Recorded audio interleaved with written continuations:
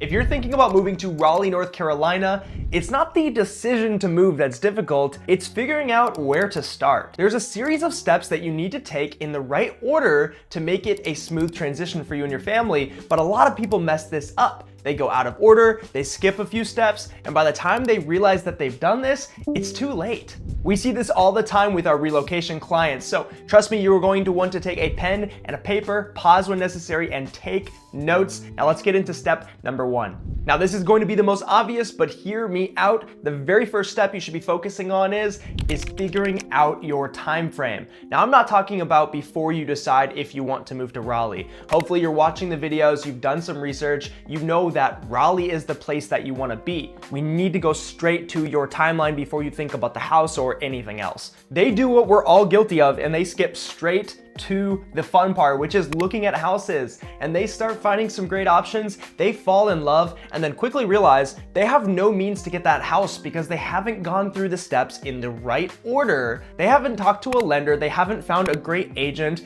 they haven't taken the time to understand the buying process in North Carolina. Heck, they don't even know if they need to sell their house first to buy or what that would look like. Very classic example, someone will call and say, "Hey Ben, I've been watching the videos, I love them. You toured the specific community and we would love to find a home in that one." We're like, great. We start asking them questions and realize that they still have a good 3 months before they can get their home fixed up and ready to sell. And that's really their only option to be able to move into a new community and get under contract. The North Carolina real estate process, it differs from almost every other state. And this specific client, they didn't end up being able to get into the community because it was one of those opportunities where they were selling out pretty quickly, throwing out some great incentives, and we just weren't going to be able to move all the right pieces in the right order quick enough in order to get them into that home. And that was a real disappointment for them. If they had called us sooner and gone through this 7-step process, it might have been a very different story. So when thinking about timeline, here's what you need to know. 1, you need to know how you're going to be able to afford the house that you're looking to buy, the financing. If you currently own your home, then that's a big puzzle piece that we need to figure out together. 2, you'd be surprised by how many people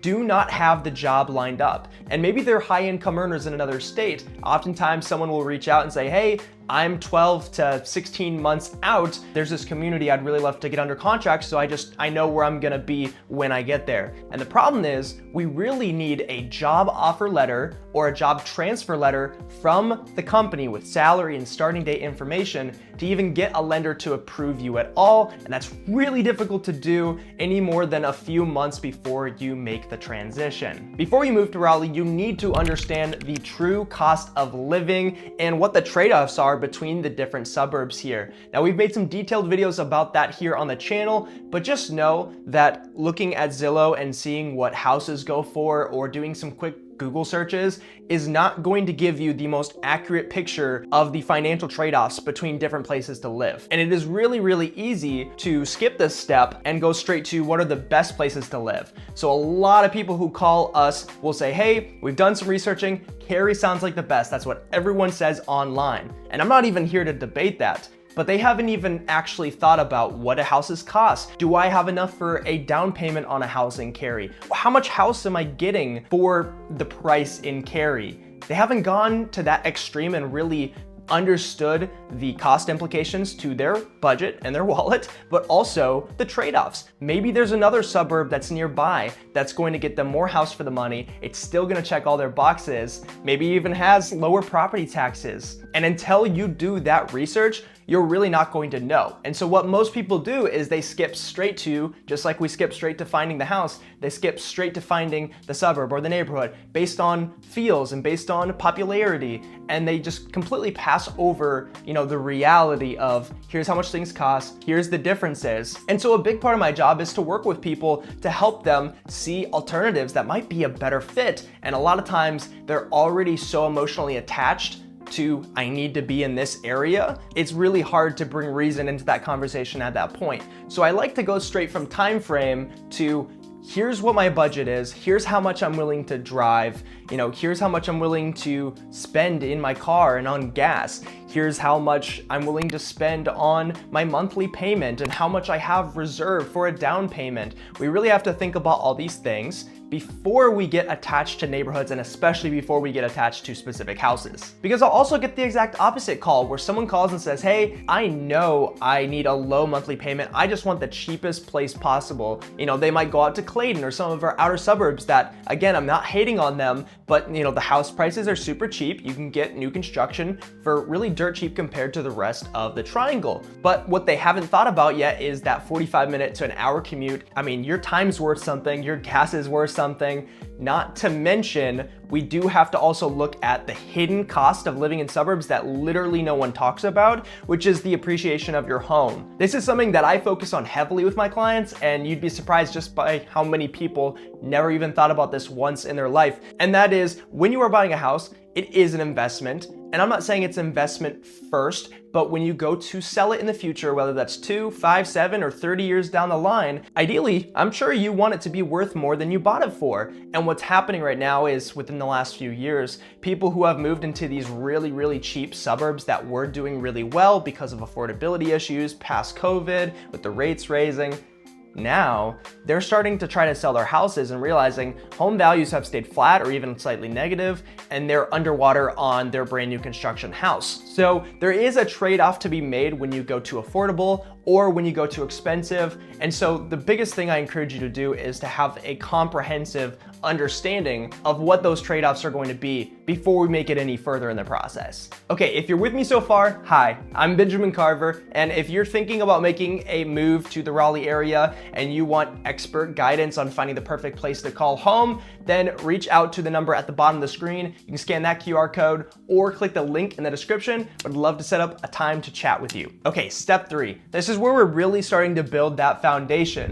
We are now getting into the absolute must-haves. We call this the 7 musts. So what I do with every client who calls off of these videos, I have them write down the 7 must-haves that they need in a home, ranked from 1 to 7, 1 being the most important, 7 being the least important. Sometimes people, you know, they're really struggling to get it down to 7, and others are like, I really only have 3 or 4 things. Okay, so you might be in one of those 2 buckets or somewhere in between. The point of this little exercise is to get you to come to terms, whether it's just you or you and your spouse, you and your whole family, with what's actually important. This is going to become extremely critical when we get to the next few steps here, and we absolutely cannot do this out of order, because a lot of people do. They start looking at houses first before they've even thought about what's important to them, and they're kind of trying to come up with that throughout the process. They end up wasting a lot of time and energy and getting their hopes up. It's not fun. So here's an example 7 musts. The biggest one is commute. I want to be as close to work as possible. That's just really important to me. Then it's going to be budget, followed by schools for my kids, right? Then it's going to be, I need a single family house. I need it on a 1/4 acre lot.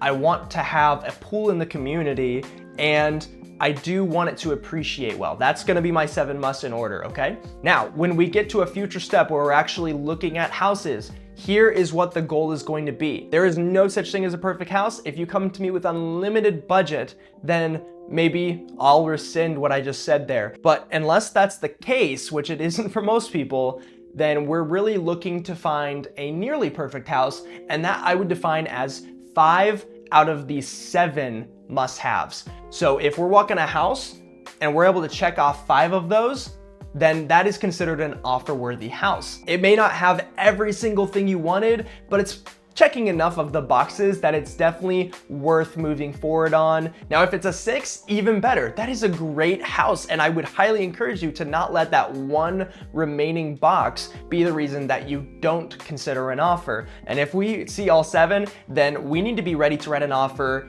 right then and there, because I'm telling you, that's a unicorn. They don't come along very often. And here's the beautiful part about this. You are not married to this list. This is an amazing exercise. We might have to do it 1 or 2 more times throughout the process, because once we get to a future step where we start looking at homes, you are going to start to really come to terms. It's going to start to get very real, and your priorities might shift in real time, and that's perfectly okay, right? We do have to adapt to what's available depending on where we're looking and what we're looking for. That does happen. But the worst thing you can do is go into the home searching process with absolutely no direction. And by the way, if you're seriously interested in making a move and maybe you're a ways out, so you don't want to reach out just yet, I would encourage you to go to www.raleighncguide.com realestateagent.com/2026. It's a full comprehensive free download that we made our gift to you to really give you all the information that you need. And then when you're ready, you can reach out to us. So make sure you go to the pinned comment down below or the link in the description.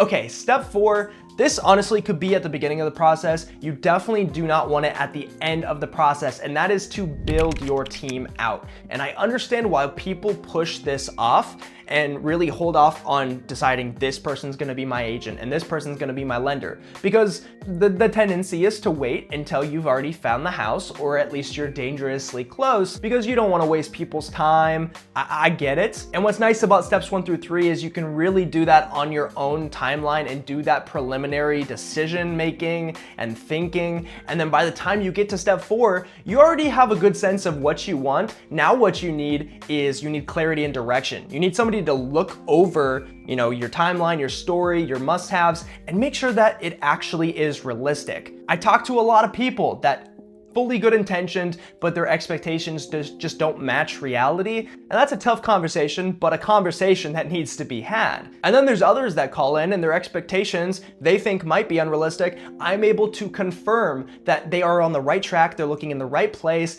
and now we can move forward with confidence. The 2 people that you need to start your team is going to be your real estate agent and your lender. A good lender is going to confirm the timeline of selling your house and how much proceeds you're going to be able to transfer over, just giving you the confidence that you're looking in the right price range to begin with. A lot of people are looking in the wrong price range. They're either looking at houses that don't make sense when they could actually afford more and really start to check 5, 6 boxes from their list. Others are, of course, looking for 7 out of 7s when we really need to be looking in a slightly lower price range, and we need to be giving up a few of those boxes. And what people often do is, before they go in depth with a lender, they start focusing in on houses, price points, and neighborhoods, and really getting attached to things that ultimately aren't going to work for them. I'm, at the end of the day, trying to save you the heartbreak because I've seen it way too many times. And now your agent, and this is what we do every day for people just like you, is we sit down, we open up maps on Zoom, and we start looking at areas. We go over your must-haves list and your timeline, and we start orchestrating. We start making sure that all these pieces are going to align. And the best part is if you get a good real estate agent, we're going to connect you with one of the best lenders in the area, so that that's really seamless and you don't have to go trying to look to fill all these pieces to make your team. Because as we get further along in this process, there is going to be other parties, like a really good inspector who knows what they're doing that can make or break a deal, contacts with new builders so we can get you the best incentives, insurance brokers that get you the best rates. There's a whole list of people that you need in your corner. If you partner with the right real estate agent, all those other puzzle pieces, they will smoothly flow into place, which is a much better way to do it than trying to piece it all together yourself. While I see way too many people wait until they found the house to reach out to agents and to lenders and make bad decisions and just take the first agent that walks through the door or the first lender that answers the phone, I'd highly encourage you to reach out even when you feel like you're not quite ready, you're a little further out. Just have that initial conversation. And if you want to do that now, then I'd encourage you to call the number at the bottom of the screen. I would love the opportunity to meet you. You can also click that link in the description. Okay, step 5. Things start to actually get pretty fun here. We've built a great foundation. We're not quite looking at houses yet. We are doing these things in the right order for a reason. We are now narrowing down locations. We now have everything we need in order to say, hey, Carrie is going to be a great fit, or hey, Carrie is not going to be the right fit for you. And you were thinking that maybe Apex would be great, but based on these factors, based on your must-have list, your timeline, your budget, all this stuff, honestly, there's a better fit for you over here in Holly Springs. And so we're really going to start tearing apart the map and narrowing it down so that instead of looking at 15 different options, you're really focused on 1 to 3 areas max. It's human nature to want as many options as possible. We have a sense of FOMO, fear of missing out, but I promise you, clarity is good. I promise you that if you want a smooth, stress-less move to Raleigh, then we need to narrow down the options, and then we'll be extremely confident and prepared to make offers and get you into the options that are going to work for you when they do pop up. And the last thing I want you to do is try to do this step completely on your own. At this point, you really should be partnering with us or with a real estate agent to help you narrow down areas and get clarity. And this is also a great time for step 6, which is going to be planning a trip. And I'm not talking about your basic exploration trip that many of the people who call us make, because that is really when you're trying to decide if Raleigh is the right fit for you. At this point, you're committed, you have a job lined up, you're starting to sell your house if you have one, right? Now this trip is really for us to go. And if we only have a weekend, then you're meeting with us, you're maybe meeting with lending, getting, names to the faces attached, and then we're really going in with a game plan. So about 1 to 2 weeks before your trip, we're pulling a list of the best communities or best homes that are going to be like almost guaranteed to be good fits for you. And then all we're doing on this trip is we are going and validating all the work that we've done so far. We're validating your must-haves list. We're validating, your price point and, kind of the intangibles, like how does this neighborhood feel? We might go into it thinking this neighborhood is gonna be great for you, and then we drive it and hey, honestly, I didn't love it as much as I thought I would, but this other one sneakily ended up being a great fit. And so the idea is by the end of this weekend or week that you're here in town with us, you have fierce clarity. Potentially, you already have communities or homes that you are ready to offer on, whether that's that weekend because of the timeline, or hey, maybe, we're going to wait a month or so and then go under contract on a new construction. It's gonna line up perfectly with the transition here. And worst case, we walk away with that fierce clarity, and then we're able to keep looking for homes that are going to match up with your time frame, doing detailed video tours, getting you all the information while you're hundreds or thousands of miles away, getting your ducks in a row, lining up with movers and all that fun jazz. What a lot of people do wrong on this step is they try to force this a little bit too early in the process. So they really haven't thought about all the different things that go into making a move. They haven't gone through their list. They haven't met the right agent. They might come into town and walk into random open houses and show up at random new build communities. And next thing you know, they're getting a bunch of calls and texts from builders and from random agents who hosted those open houses.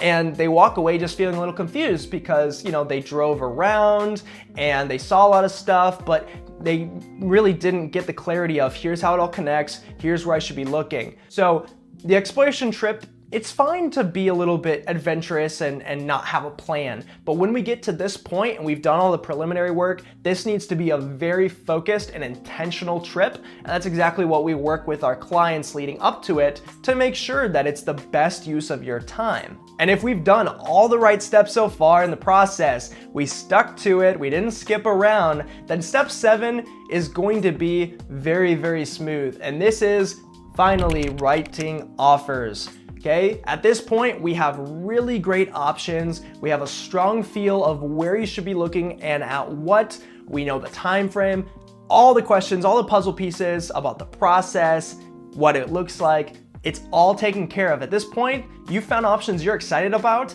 and we're writing offers. And by the way, we've already sat down and talked about offer strategy and what the market looks like and what the process is going to be like once you go under contract. On average, it takes our clients anywhere from 1 to 3 offers to go under contract. And I'd say if you've done this process well, you very well could be under contract on the very first offer that you make. And yes, there are going to be some extra steps and obstacles that come our way once you are under contract. But at this point, we've solved pretty much the entire equation to where you really can lean in on us as your agent and just focus on the last stressful part, that is making the physical move to Raleigh, North Carolina. And after that, step 8 is you move into your house, we hand you the keys, and you get to really start enjoying living in Raleigh. And that's what this channel is all about. So when you're ready to make the move to Raleigh, you know who to give a call. In the meantime, keep watching one of these videos next to learn more. I'm Benjamin, and I'll see you there.